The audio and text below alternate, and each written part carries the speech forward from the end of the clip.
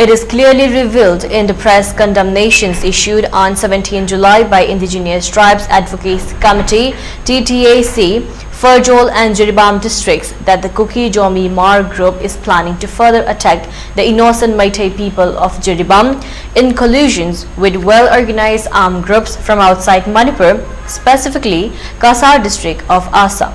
Fortunately, we have been saved from these attacks due to appropriate timely actions taken by the Assam State Police.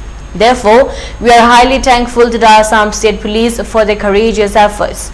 Jiri Apunba Lup, JAL, in a statement, convened that we still harbor suspicions that the other more organized armed militants are planning to carry out inhuman acts against the Meiteis in Jiribam, even in Kasar district, potentially justifying their actions under the guise of self-defense or other reasons.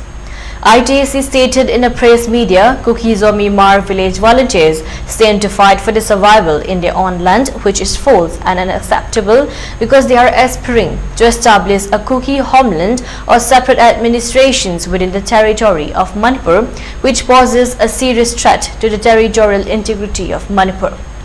For over a year since the violence broke out on May 3, 2023 in Manipur, the Meitei people of Jiribam have patiently coexisted with them as a peace-loving community despite their inhuman activities including life-threatening physical assaults, destructions of houses and other incidents. Specifically in Jiribam district, Meitei never attacked any community so far and in view of peaceful coexistence.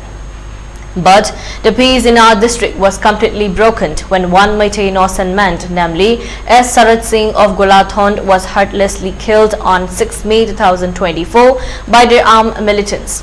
The recent killing of one CRPF personnel by Kuki Jomi Mar armed militants at the Mongbung village incident in Jiribam is also one of the clear pieces of evidence of their illegal activities.